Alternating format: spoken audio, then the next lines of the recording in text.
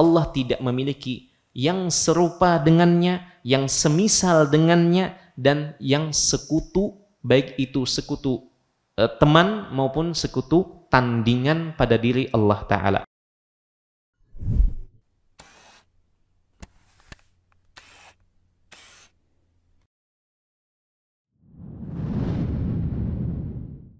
Bismillahirrahmanirrahim. Assalamualaikum warahmatullahi wabarakatuh. Alhamdulillahilladzi arsala rasulahu bilhuda wa dinil haqq liyudhhirahu 'alad dini kullihi wa kafa bihi shahida. Asyhadu an la ilaha illallah wahdahu la syarika lah wa asyhadu anna Muhammadan 'abduhu wa rasuluh. Allahumma inna nas'aluka ilman nafi'a wa rizqan tayyiba wa amalan mutaqabbala. Allahumma ya muallima Adam 'allimna wa ya mufahhima Sulaimana fahimna. Amin ya rabbal alamin. Hadirin Bapak dan Ibu, saudara-saudari seiman yang dimuliakan Allah, kita berkumpul kembali pada pengajian rutin kita membahas kitab Al-Mukhtasar Al-Asna atau membahas Al-Asma Al-Husna, di mana kita tiba pada pertemuan yang ke-8 atau majelis yang ke-8 dari kajian kitab ini. Jemaah sekalian yang dimuliakan oleh Allah, malam hari kali ini kita akan sama-sama membahas dan mendalami makna dari nama Al-Aziz. Nama dari Al-Aziz yang dimiliki oleh Allah Jalla wa'ala. Nama Al-Aziz, jemaah sekalian yang dimuliakan oleh Allah, merupakan salah satu dari Al-Asma Al-Husna yang ada pada Allah Jalla wa'ala. Baik, seperti biasa, kita akan membahas poin per poin. Kita ada 4 poin dalam kitab Al-Mukhtasar Asna ini, di mana poin yang pertama adalah kita mengupas tentang makna di balik nama Al-Aziz. Apa saja maknanya, apa saja cakupan dari arti dari Al-Aziz yang ada pada nama Allah Jalla wa'ala. Baik jemaah sekalian yang dimuliakan oleh Allah, kita langsung saja membacakan penjelasan dari penulis kitab Al-Mukhtasar Al-Asna. Baik, penulis di sini mengatakan ma'nahu dzul izzatit tammati wal mana'atil kamilatil mutlaqah alladzi la a'azza minhu wa la arfa'a wa la amna'a wa la a'zama minhu qadran wa haibatan wa uluwan. Kata penulis di sini, makna dari nama Al-Aziz adalah dialah yang maha kuat, yang mana kekuatannya ini bersifat sempurna dan paripurna. Diartikan pula izzah itu dapat diartikan sebagai kemuliaan atau kekuatan atau keperkasaan. Jadi ada 3 makna yang menjadi padanan arti, padanan kata dari nama Al-Aziz atau Izzah. Ke dalam bahasa Indonesia jika diterjemahkan, nama Al-Aziz ini artinya yang maha mulia. Ada pula yang mengartikannya dengan nama yang maha perkasa, ada pula yang mengartikannya dengan yang maha kuat.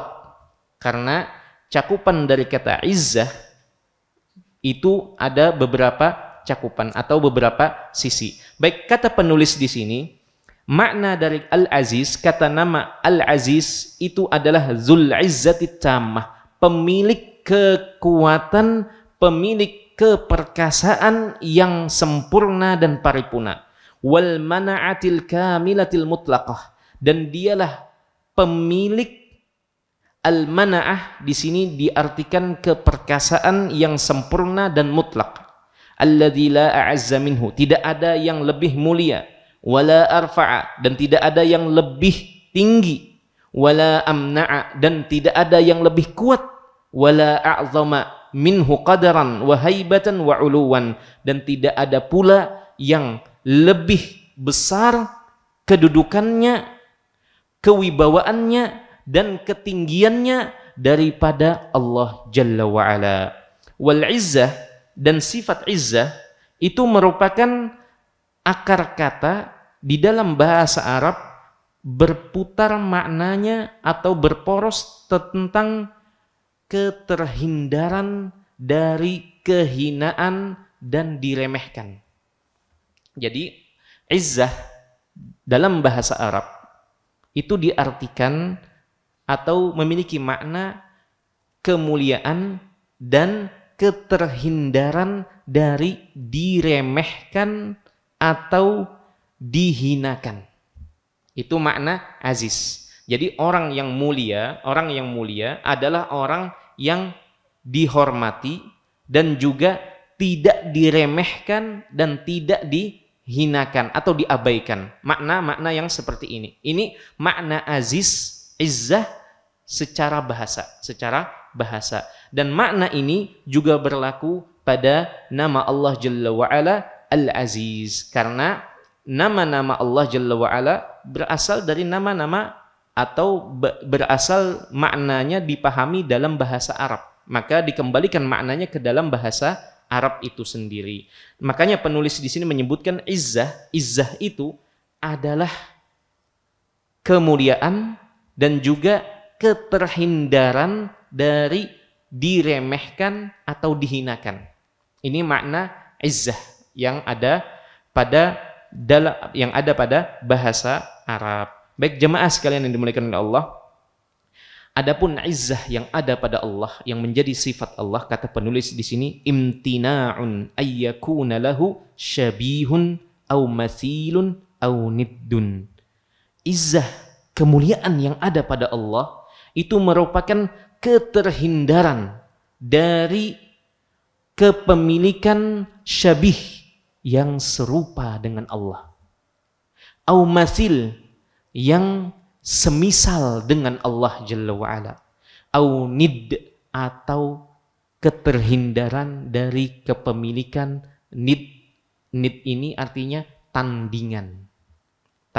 Tandingan. Jemaah sekalian yang dimuliakan oleh Allah, nid, tandingan itu atau yang setara atau serupa dengan Allah Ta'ala itu yang biasa kita menyebut asyhadu an la ilaha illallah wahdahu la syarikalah, tidak ada sekutu. Ini kalau diterjemahkan ke dalam bahasa Indonesia, tidak ada sekutu bagi Allah Ta'ala. Nah, sekutu ini jemaah sekalian yang dimuliakan oleh Allah, itu ada dua bentuknya atau dua sisi yang dua-duanya dinafikan pada diri Allah Jalla wa'ala. Yang pertama adalah yang muwafiqun famusyabihun, yang sekutu ini ia berada di sisi orang yang menjadi sekutunya dan ia menyerupai, serupa dengan orang tersebut, atau dinamakan partner yang setara wewenangnya, yang setara kekuasaannya, dan menjadi partner dengan orang tersebut. Maka ini dinamakan juga sebagai syarik, sekutu. Makanya biasanya dinamakan partner bisnis, kolega bisnis, yang kekuasaannya, wewenangnya dalam sebuah perusahaan itu sama dengan pemiliknya ketika mereka sama-sama mendirikan sebuah perusahaan. Nah, ini dinamakan sekutu, partner, ketika berdiri di barisan yang sama. Di barisan yang sama, kemudian memiliki wewenang yang sama, atau wewenang yang di bawah dari orang tersebut, atau sedikit di atas dari orang tersebut. Intinya memiliki wewenang atau kuasa. Nah, makna yang pertama ini itu tidak ada sama sekali di alam semesta. La syarikalah, tidak ada sekutu bagi Allah Jalla wa'ala yang seperti ini. Baik itu yang setara wewenangnya, kekuasaannya, atau kekuatannya di alam semesta ini bersama Allah, ataupun yang sedikit di bawah Allah, ataupun sedikit di atas, apalagi sedikit di atas Allah. Ini yang pertama. Ini sekutu yang makna pertama. Ada pula yang namanya syarik, ini diartikan sebagai tandingan, nid. Nid ini lebih diartikan kepada sesuatu yang menjadi tandingan sesuatu, yang berdiri di barisan yang berseberangan dengan barisan yang ditandingi ini. Ini biasanya menyelisihi orang ini dan menjadi lawan dari orang tersebut dengan memiliki kekuatan yang hampir setanding atau semisal atau mendekati, tetapi berseberangan. Kalau yang tadi itu kawan, yang ini lawan. Dan dua-duanya dinafikan oleh Allah Ta'ala. Tidak ada kolega pada diri Allah terkait kepemilikan alam semesta ini, kepengaturan alam semesta ini, dan tidak ada pula yang menjadi tandingan pada diri Allah Ta'ala. Makanya kita mengatakan asyhadu an la ilaha illallah wahdahu la syarikalah. Tidak ada dua hal ini, baik itu kawan maupun lawan yang setanding, ataupun partner atau sekutu yang memiliki kuasa atau wewenang yang semisal dengan Allah Jalla wa'ala. Baik, itu terkait makna izzah yang ada pada diri Allah Ta'ala. Salah satu makna izzah yang ada pada diri Allah adalah Allah tidak memiliki yang serupa dengannya, yang semisal dengannya, dan yang sekutu, baik itu sekutu teman maupun sekutu tandingan pada diri Allah Ta'ala. Baik, ada timbul pertanyaan di sini, kenapa penulis di sini mengucapkan syabih, yang serupa dengan yang semisal? Apa bedanya antara serupa dengan semisal? Nah, jemaah sekalian yang dimuliakan oleh Allah, kalau dalam bahasa Arab, mungkin kalau dalam bahasa kita, ulun kada tahu apakah sama dari segala sisi, tapi kalau dalam bahasa Arab, itu kalau syabih, itu ada perbedaan dengan mathil, dengan semisal. Jadi serupa dengan semisal. Para ulama menjelaskan, jemaah sekalian yang dimuliakan oleh Allah, kalau serupa syabih itu adalah ada kemiripan dalam beberapa sisi saja. Dalam beberapa sisi saja. Entah itu wajahnya yang mirip, misalkan kalau ada dua anak atau anak sama bapaknya, oh anaknya mirip sama bapaknya. Biasanya orang mengatakan mirip ini, syabih ini disebut mungkin wajahnya yang mirip, atau tingkah lakunya yang mirip, atau dari sisi mungkin hal-hal yang lain. Mungkin aktif gerak sana sini, mungkin dikatakan mirip sama bapaknya. Nah, ini namanya serupa, tetapi tidak dalam segala aspek, tidak dalam keseluruhan sisi, hanya sebagian saja. Entah itu satu sisi atau beberapa sisi. Ini namanya syabih, mirip atau serupa. Ada pula makna dari mathil. Mathil ini semisal. Nah, kalau semisal dalam bahasa Arab, para ulama menjelaskan, Bapak dan Ibu yang dimuliakan oleh Allah, itu kemiripan dalam segala aspek, dalam semua sisi, persis seperti saudara kembar. Nah, ini kemiripan dalam segala aspek. Dua-duanya pun juga dinafikan dan ditiadakan pada diri Allah Jalla wa'ala. Makanya Allah tidak memiliki syabih, tidak memiliki mathil, tidak memiliki sekutu, dan tidak juga memiliki tandingan. Baik, jemaah sekalian yang dimuliakan oleh Allah, makanya penulis di sini menyebutkan fahuwal mutafarridu bil jalali wal kamali wal izzati wal mana'ah. Dialah Allah Jalla wa Ala yang Maha Esa, yang Maha sendirian dalam kesempurnaan, dalam kemuliaan, dan dalam keperkasaannya. Wa huwal aziz, dialah sang aziz, dialah yang Maha Aziz, karena seluruh makhluk merupakan ciptaannya dan hasil perbuatan Allah Jalla wa'ala. Allah menciptakan seluruh makhluk dengan beragam rupa dan bentuknya. Kemudian semua makhluk itu muftaqiratun ilaih, semuanya butuh, kata penulis, kepada Allah Jalla wa'ala. Zalilatun baina yadai, semua itu tunduk dan hina kepada Allah Ta'ala. Di samping mereka butuh kepada Allah Ta'ala. Wa huwa wallahu huwal ghaniyyul hamid. Dan Allah Ta'ala dialah yang maha kaya lagi maha terpuji. Falahul izzah. Dan baginya lah atau miliknya lah sifat izzah ini. Baik jemaah sekalian yang dimuliakan oleh Allah. Sifat izzah atau nama aziz disebutkan sebanyak 92 kali di dalam Al-Quranul Karim. Artinya sifat ini kalau kata Syekh Abdul Razak hafizahullah ta'ala dalam kitab beliau Fiqhul Asma'il Husna, beliau menyebutkan hampir sekitar 100-an kata beliau. Tetapi penulis yang lain ada yang menghitung penyebutan nama Aziz di dalam Al-Quran sendiri itu tepatnya 92 kali penyebutan di dalam Al-Quran Al-Karim. Di antaranya dalam surat Al-Baqarah ayat 260 Allah Ta'ala berfirman wa'lam dan ketahuilah annallaha azizun hakim. Ketahuilah bahwasanya Allah itu maha aziz dan maha hakim, maha bijaksana. Aziz ini telah kita sebutkan ada yang mengartikan maha mulia, ada yang mengartikan maha perkasa, ada yang mengartikan maha kuat. Kenapa terjadi perbedaan atau belum ditemukan kata yang pas? Karena aziz izzah itu mencakup 3 aspek. Bapak dan Ibu yang dimuliakan oleh Allah. Ada 3 aspek yang disebutkan oleh para ulama yang menjadi kandungan makna izzah. Apa saja 3 aspek ini atau 3 unsur utama pembentuk kemuliaan pada diri seseorang.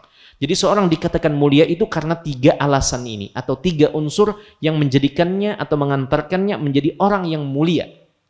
Yang pertama jemaah sekalian yang dimuliakan oleh Allah, dan ini disebutkan oleh Syekh Abdurrahman bin Nasir As-Sa'di atau As-Si'di rahimahullahu ta'ala. Beliau menyebutkan ada 3 unsur yang terkandung pada sifat izzah atau yang menjadikan seseorang itu mulia. Yang pertama adalah izzatul quwwah. Izzatul quwwah artinya seorang memiliki kekuatan pada dirinya yang menjadikannya dihormati atau dimuliakan. Itu yang pertama, izzah al-quwwah. Seorang pada dirinya itu memiliki kekuatan sehingga orang-orang menghormatinya, tidak berani meremehkannya, apalagi menghinakannya. Itu yang pertama. Kemudian secara bahasa juga unsur yang kedua adalah izzatul ghalabah. Izzatul ghalabah. Izzatul ghalabah ini adalah kemuliaan yang bersifat ia kalau sudah berseteru dengan orang lain maka ia dominan atau menang. Seringkali menang. Kalau bersengketa ia menang sengketanya. Kalau berselisih ia menang. Memenangkan dari sisi argumen ataupun dari sisi fisik. Namanya dinamakan izzatul ghalabah. Ia seringkali mendominasi. Maka orang yang seperti ini biasanya orang yang terhormat atau terpandang atau mulia. Baik, unsur yang ketiga adalah izzatul imtina. Izzatul imtina. Maksudnya adalah kemuliaan yang bersifat ia punya pertahanan yang kokoh. Kalau ada yang macam-macam pada dirinya, maka orang tersebut sama sekali tidak bisa menembus pertahanannya. Ini juga dinamakan sebagai izzah, kemuliaan, keperkasaan. Keperkasaan atau kekuatan yang bersifat bertahan. Maka ketika ada orang yang berusaha menyerang secara verbal, secara kata-kata, maka ia dapat mematahkannya. Ada orang yang berusaha menyerangnya dengan fisik, ia juga dapat membalikkan serangan tersebut. Maka ini makna dari aziz di dalam bahasa Arab yang didasari pada 3 unsur ini. Kita ulangi biar tidak hilang. Yang pertama adalah izzah, kemuliaan yang mengandung kekuatan pada diri sendiri. Entah itu kekuatan fisiknya, kekuatan kata-kata, kekuatan berpikir, ataupun kekuatan dari sisi punya keluarga besar yang mendukung di belakangnya, atau punya orang-orang yang membelanya, ataupun juga kekuatan yang bersifat internal pada diri sendiri sehingga orang-orang menghormati atau menyeganinya, termasuk juga kekuatan dari sisi finansial. Baik, ini yang pertama. Yang kedua adalah izzatul ghalabah, kemuliaan yang mengandung dominasi atau keunggulan, selalu mengungguli yang lain. Selalu mengungguli yang lain kalau ia terlibat perseteruan atau sengketa. Ini dinamakan juga aziz. Kemudian yang ketiga adalah izzatul imtina, kemuliaan yang mengandung kebertahanan dari yang berusaha menjatuhkannya. Maka dalam hal ini semua juga dapat dipahami pada makna al-aziz pada diri Allah Jalla wa'ala. Di alam semesta ini tentunya tidak ada yang lebih kuat, lebih dominan, lebih perkasa, lebih mulia daripada Allah al-aziz. Ini secara asal dari kata itu. Bahkan tidak hanya itu, kata Syekh Sa'di, seluruh makhluk tanpa terkecuali itu butuh dan fakir kepada Allah al-aziz. Dan mereka hina, tunduk kepada Al-Aziz, kemuliaan yang ada pada Allah Ta'ala. Baik, itu terkait makna jemaah sekalian. Baik, poin yang kedua adalah tentang penampakan atau pengaruh nama ini di alam semesta atau di sekitar kita. Dan itu semua, kata penulis, tatajalla fi jalali syari'atihi wa 'azamati anbiya'ihi wa rusulihi wa 'uluwi qadri awliyaihi wa ahli ibadatihi wa ta'atihi. Itu semua jejak atau pengaruh nama Allah Al-Aziz ini itu terlihat dari keagungan syariat yang Allah turunkan dan kebesaran para nabi dan para rasul yang diutusnya, serta ketinggian derajat dan kedudukan para walinya, para ahli ibadah dan ahli ketaatan kepadanya.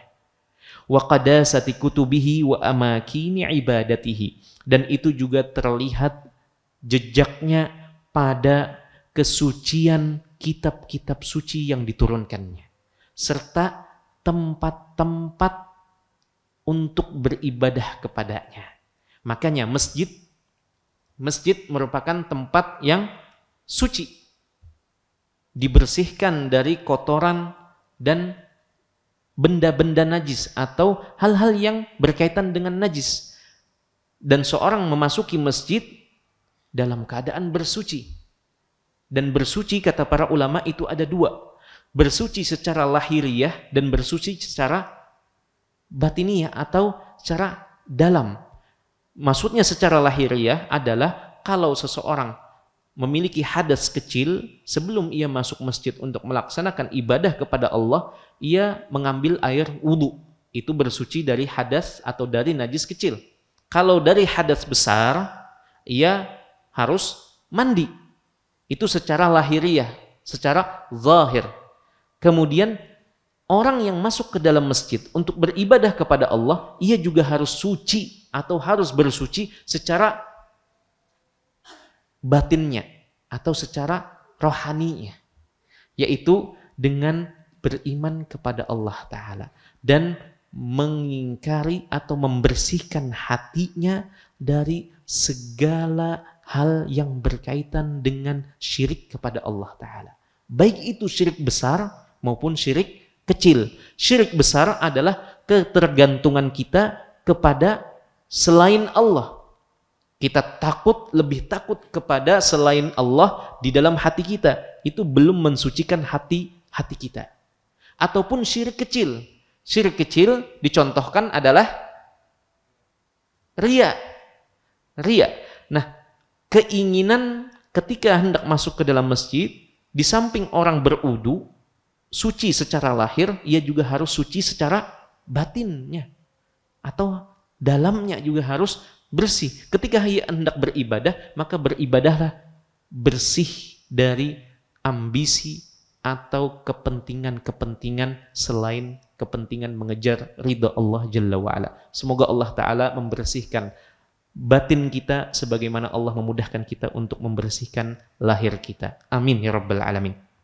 Baik, itu kata penulis di sini. Kama tatajalla fi ghalabatil qillatil qalilah min awliyaihi lil kasratil kathirah min a'daihi wa ahli muhadatihi. Sebagaimana jejak ini juga nampak pada kondisi di mana Allah memuliakan, Allah memenangkan hamba-hambanya yang begitu sedikit jumlahnya dan dimenangkan atas musuh-musuh mereka yang jumlahnya al-kasrah al-kathirah, yang jumlahnya jauh berlipat ganda dari jumlah kaum muslimin. Dan ini seringkali terjadi dalam peperangan kaum muslimin, baik itu di masa Rasulullah SAW hidup maupun setelah beliau meninggal dunia. Betapa sering pasukan kaum muslimin yang jumlahnya jauh di bawah jumlah pasukan lawan-lawan mereka, namun Allah Ta'ala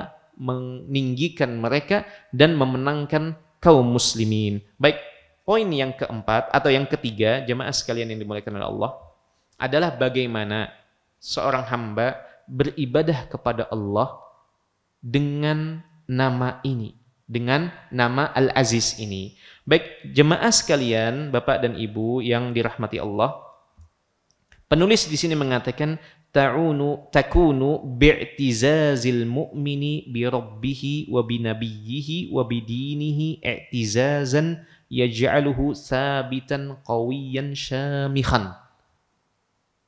Setelah kita mengetahui makna dari nama Al-Aziz yang ada pada diri Allah, kemudian kita mengetahui jejak atau pengaruh nama ini di alam semesta atau di sekitar kita. Yang ketiga adalah bagaimana kita beribadah kepada Allah, menunjukkan ubudiyah kepada Allah melalui nama ini. Kata penulis di sini adalah takunu bi'tizazil mu'min. Dengan seorang mukmin merasa mulia, merasa izzah, merasa kuat, merasa bangga, merasa mulia dengan Tuhannya.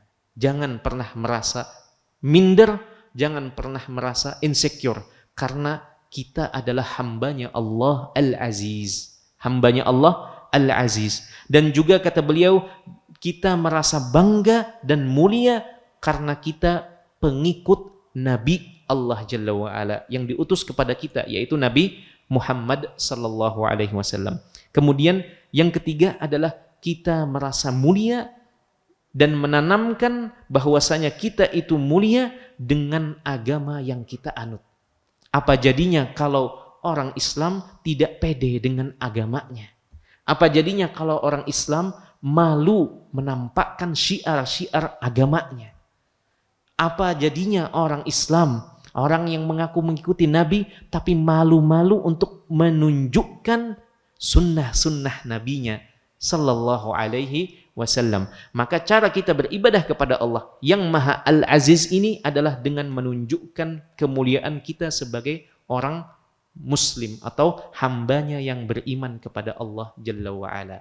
Baik jemaah sekalian yang dimuliakan oleh Allah, kata penulis, ini akan mendorongnya, akan mengantarkan seseorang kalau sudah punya mindset, sudah punya pemikiran atau pola pikir seperti itu, ia akan menjadi orang yang sabit, orang yang teguh di atas ketaatan, qawiyan, kuat, tidak mudah goyah. Entah itu goyah karena dipengaruhi setan, atau karena pengaruh teman-temannya, atau karena pengaruh lingkungannya, atau goyah di hadapan cobaan hidup, di hadapan musibah. Maka itu akan menjadikannya orang yang kokoh, syamikhan, yang tegar. Kata penulis, la yazallu wa la yakhda'u illa li khaliqihi subhanahu wa ta'ala. Dan ini yang mahal. Ini yang mahal. Ini yang mahal. Sehingga hasilnya adalah hamba yang demikian, ia tidak akan mudah menghinakan dirinya, menundukkan dirinya, kecuali hanya kepada Tuhannya semata. Kecuali kepada Tuhannya semata. Jemaah sekalian yang dimuliakan oleh Allah. Analogi sederhananya, kalau kita butuh atau memerlukan HP, kita ingin membeli HP misalkan, apakah kita datang kepada tukang sayur? Apakah kita datang kepada tukang besi? Tentu tidak. Kita mencari HP tersebut ke orang yang jual HP-nya. Begitu pula sebaliknya, kalau kita butuh besi, kita datang bukan ke toko HP, tapi kita datang ke orang yang jual besi-besi. Demikian pula kalau kita butuh buku, itu jangan datang ke toko atau orang yang jual minyak wangi, tetapi kita datang ke orang yang jual buku atau orang yang punya buku. Demikian pula kemuliaan ini jemaah sekalian, Bapak dan Ibu yang dimuliakan oleh Allah. Kita ingin mendapatkan kemuliaan, maka carilah pada tempat yang tepat, yaitu pada Allah Jalla wa'ala. Dan kemuliaan itu seluruhnya, izzah itu semuanya milik Allah semata. Milik Allah semata. Baik jemaah sekalian yang dimuliakan oleh Allah, Allah lah Al-Aziz. Dan kita mengetahui maknanya. Kita mengimani makna dari Al-Aziz yang merupakan bagian dari Asmaul Husna. Maka carilah kemuliaan tersebut pada siapa? Pada Allah Jalla wa'ala. Mintalah kemuliaan tersebut pada Allah Ta'ala. Baik, jemaah sekalian yang dimuliakan oleh Allah, itu cara yang pertama. Cara seorang hamba beribadah kepada Allah melalui nama Aziz ini. Cara yang kedua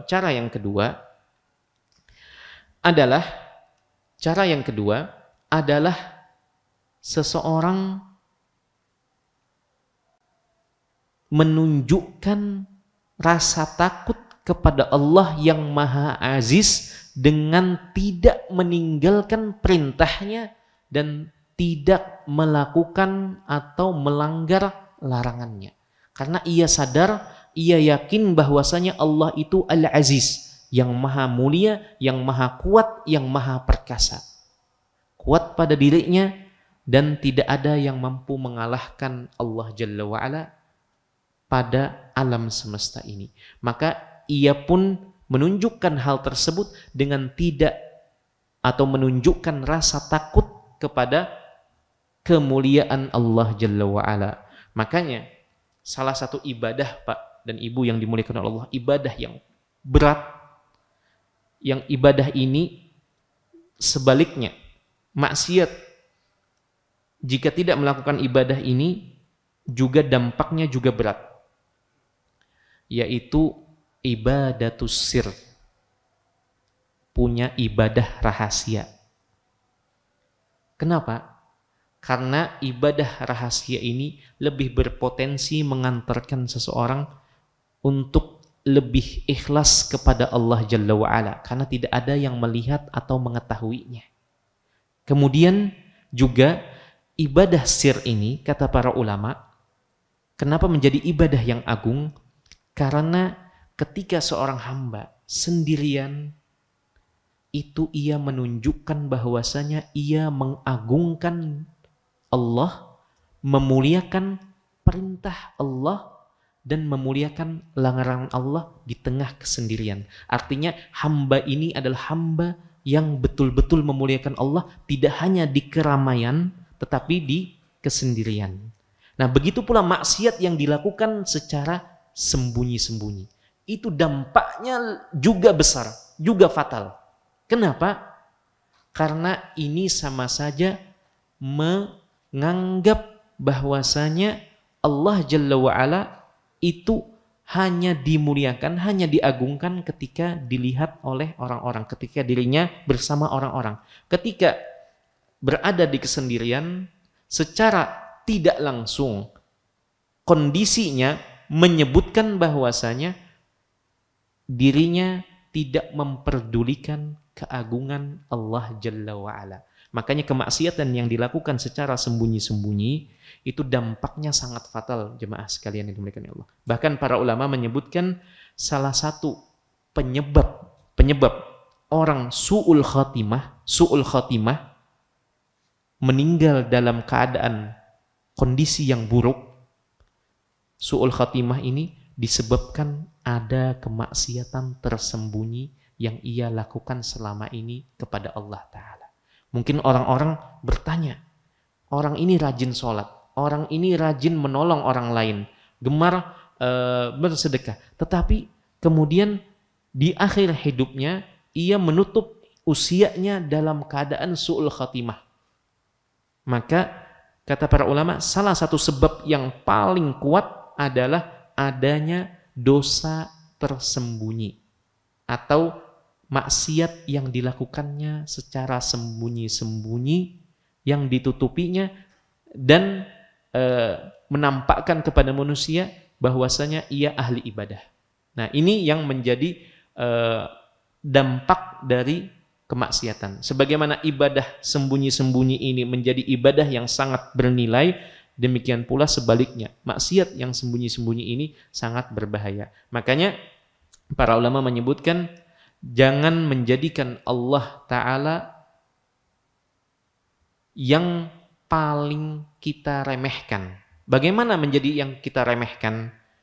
Ketika berada bersama orang lain, kita betul-betul mengagungkan Allah Ta'ala. Tetapi begitu pintu kamar kita tutup, pintu rumah kita tutup, kita melakukan apa saja yang dilarang oleh Allah Ta'ala, dari melihat yang haram dan seterusnya, mendengarkan yang haram dan seterusnya. Maka jemaah sekalian yang dimuliakan oleh Allah, itu sama saja menjadikan Allah ahwanun nadhirina ilaika, menjadikan Allah yang melihat kepada kita menjadi urutan kesekian. Kalau kita sedang bermaksiat, kemudian ada orang yang kita hormati, orang tua kita kah, atau guru kita kah, atau siapa, tokoh masyarakat misalkan, tentunya kita menghindari untuk melakukan hal yang menurunkan martabat kita di hadapan orang yang kita segani. Kenapa?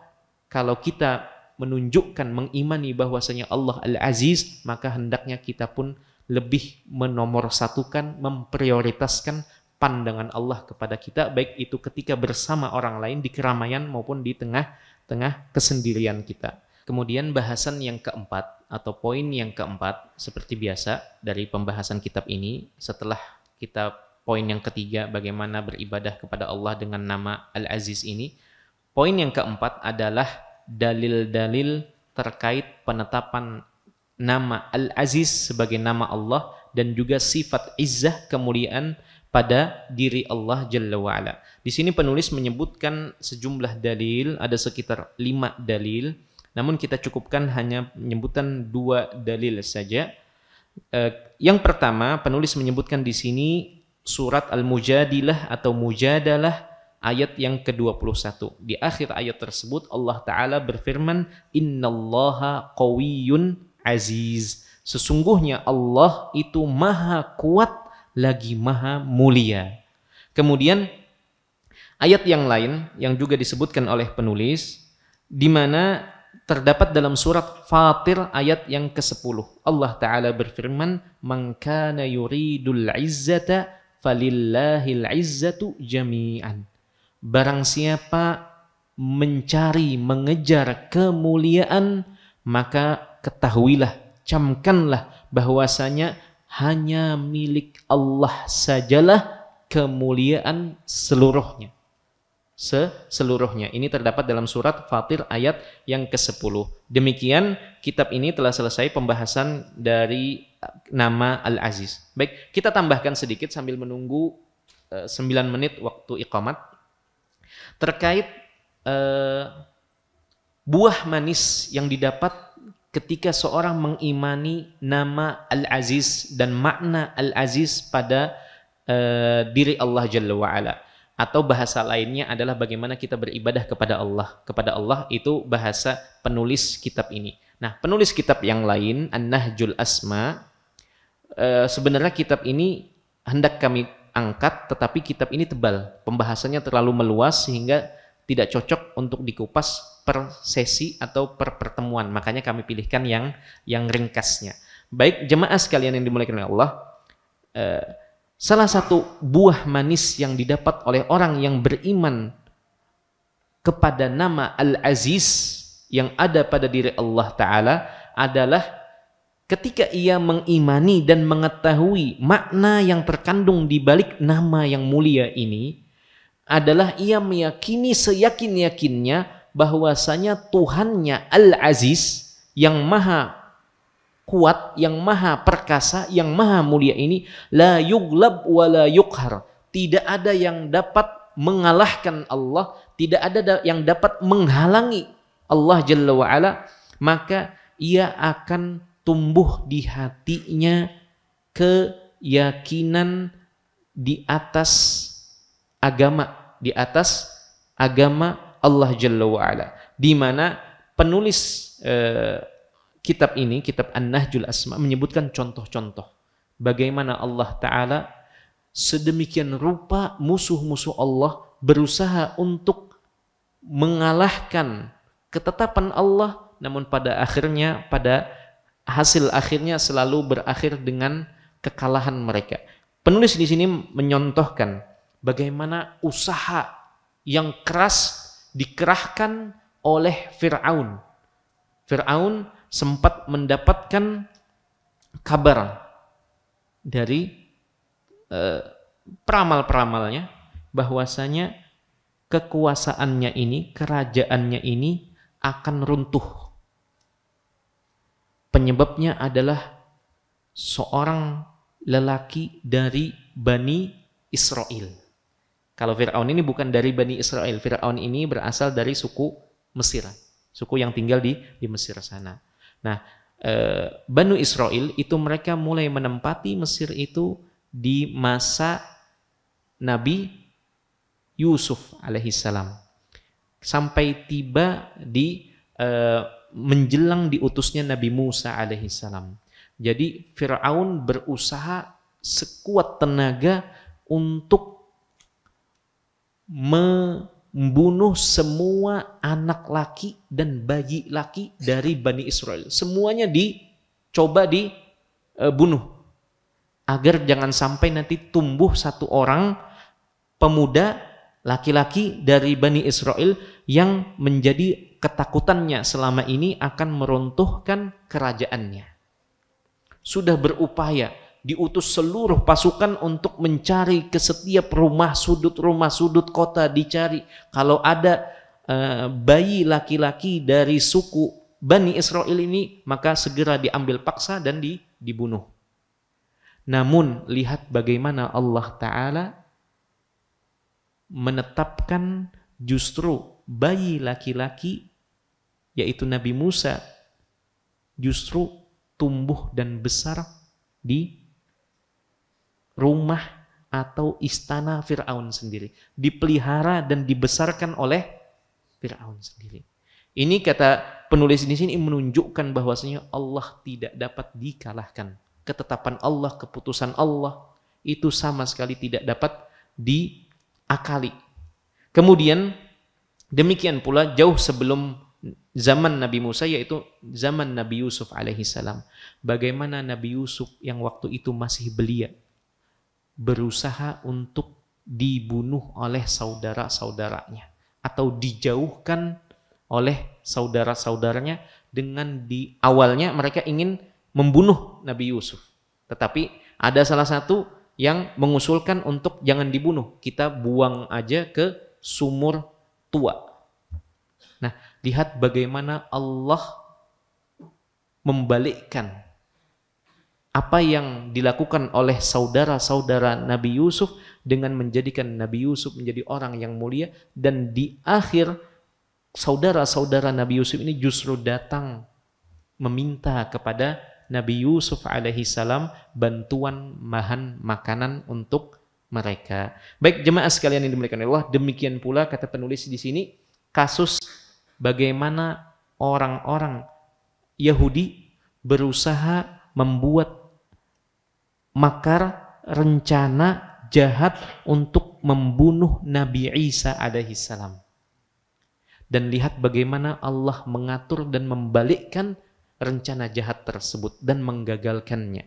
Kata penulis di sini, bahkan Allah mengangkat Nabi Isa, kemudian tidak hanya itu, Allah rubah kepala atau komandan yang berusaha mengejar dan membunuh Nabi Isa ini dan diserupakan dengan wajah Nabi Isa, dan akhirnya dia yang ditangkap dan disiksa sama orang-orang yang mengejarnya pada waktu itu. Wa kanallahu azizan hakima, dan Allah maha mulia, maha kuat, maha perkasa, lagi maha bijaksana. Demikian pula Nabi Muhammad sallallahu alaihi wasallam. Betapa kuat, betapa keras usaha orang-orang Quraisy untuk menyudutkan Nabi, untuk memadamkan dakwah Nabi, untuk bahkan mengganggu Nabi baik secara verbal, secara kata-kata.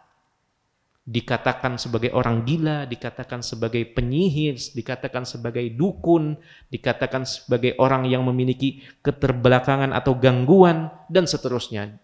Kemudian juga mereka mengganggu secara fisik Nabi Shallallahu Alaihi Wasallam, diganggu, dilempar kotoran, dan seterusnya. Namun itu semua tidak mendatangkan kemudaratan bagi Nabi Shallallahu Alaihi Wasallam, bagi agama yang dibawa oleh beliau dan bagi dakwah yang beliau usung, di mana justru pada akhirnya kota Mekkah berhasil ditaklukkan dan dibuka dalam keadaan Nabi memasuki kota Mekkah bersama orang-orang yang beriman yang dulunya dihinakan, direndahkan oleh orang-orang Quraisy, dalam keadaan kepala mereka tegak memasuki kota Mekkah pada waktu itu, dan orang-orang Quraisy justru direndahkan oleh Allah Jalla wa'ala. Dan masih banyak lagi contoh-contoh, namun kita tutup, sisa 1 menit, kita tutup dengan sebab yang mendatangkan kemuliaan dari Allah Jalla wa'ala. Bagaimana caranya jika kita ingin menjadi orang yang mulia di dunia dan di akhirat, menjadi orang yang dimuliakan oleh Allah di dunia dan juga dimuliakan oleh Allah di akhirat. Secara umum jemaah sekalian yang dimuliakan oleh Allah, ketaatan akan mendatangkan kemuliaan pada diri orang mukmin. Orang yang banyak melakukan ketaatan, banyak beribadah kepada Allah Ta'ala, maka akan tumbuh di hatinya rasa bangga, rasa mulia dengan Allah sebagai Tuhannya, dengan Islam sebagai agamanya, dengan Muhammad atau Nabi Muhammad sebagai nabinya. Dengan bangga ia menjalankan sunnah-sunnah nabinya sallallahu alaihi wasallam. Itu secara umum. Adapun sebab secara khusus, maka ada satu amalan yang menjadikan seseorang itu berpotensi besar menjadi orang yang dimuliakan oleh Allah. Yang memuliakan itu Allah sendiri. Allah sendiri pemilik kemuliaan tersebut, bukan manusia yang memuliakan, tapi Allah sendiri. Kalau Allah memuliakan seseorang, maka yang lain, makhluk-makhluk Allah akan ikut memuliakan orang yang dimuliakan oleh Allah Ta'ala. Apa amalan ini? Satu amalan ini, amalan ini jemaah sekalian yang dimuliakan oleh Allah, terdapat dalam sebuah hadis yang dikeluarkan oleh Imam Muslim dan juga Imam Tirmidzi rahimahumullahu ta'ala dari hadis Ibnu Abbas radhiyallahu taala anhu. Kita bacakan kemudian kita akhiri kajian kita atau pengajian kita ini. Nabi sallallahu alaihi wasallam menyebutkan dalam sebuah hadisnya, atau afwan tadi disebutkan Ibnu Abbas, salah, Abu Hurairah radhiyallahu taala anhu, bahwasanya Nabi sallallahu alaihi wasallam bersabda, "Ma naqasat shadaqatun min malin." Tidaklah sedekah mengurangi harta. Tapi bukan ini. Nanti ada selanjutnya. Amalan yang akan membuat seseorang dimuliakan oleh Allah di dunia maupun di akhirat. Wa ma zadallahu 'abdan bi'afwin illa izza atau illa izza, dan tidaklah seorang hamba banyak memaafkan melainkan Allah akan semakin menambah kemuliaan hamba tersebut. Jadi orang yang banyak memaafkan adalah orang yang paling banyak mendapatkan kemuliaan dan terus ditambah oleh Allah. Semakin ia banyak memaafkan, semakin banyak pula kemuliaan Allah tambahkan pada dirinya. Artinya ia semakin menjadi hamba yang dimuliakan di sisi Allah Ta'ala. Wa ma tawadha'a ahadun lillahi illa rafa'ah. Dan ini adalah penekanan selanjutnya. Dan tidaklah salah seorang itu menunjukkan sikap tawadhu. Tawadhu, rendah diri apa rendah hati? Rendah hati. Kalau rendah diri jangan. Baik, rendah hati terlebih kepada kaum muslimin, melainkan illa rafa'ahu Allah Ta'ala. Allah akan memberikan sebaliknya, akan semakin ditinggikan derajatnya oleh Allah Ta'ala. Jadi berdasarkan hadis ini ada satu amalan yang mendatangkan kemuliaan, atau dengan kata lain, jika kita ingin menjadi orang yang mulia atau dimuliakan di dunia maupun di akhirat, maka amalan inilah yang paling kuat menjadikan kita sebagai orang yang dimuliakan oleh Allah. Apa itu? Yaitu al-afu wal musamahah, yaitu banyak memaafkan orang lain dan juga banyak tawadhu, rendah hati kepada orang lain. Maka Allah akan semakin memuliakan hamba tersebut dan semakin meninggikan derajatnya. Terlebih yang dimaafkan atau kita banyak memaafkan ini adalah orang-orang terdekat kita, istri kita atau suami kita, anak-anak kita, orang tua kita, dan orang-orang di sekitar kita. Banyak-banyaklah, marilah kita banyak-banyak memaafkan orang-orang terdekat dan orang-orang terjauh yang ada di sekitar kita selama ini. Demikian apa yang dapat disampaikan. Semoga Allah Ta'ala menjadikan kita hamba-hambanya yang mulia di sisinya, di dunia maupun di akhirat. Amin ya rabbal alamin. Subhanakallahumma wa bihamdika asyhadu an la ilaha illa anta astaghfiruka wa atubu ilaik. Assalamualaikum warahmatullahi wabarakatuh. Terima kasih. Jazakumullahu khairan wa barakallahu fikum. Video ini dibuat atas partisipasi dari donasi Anda. Semoga menjadi amal jariah bagi Anda semuanya.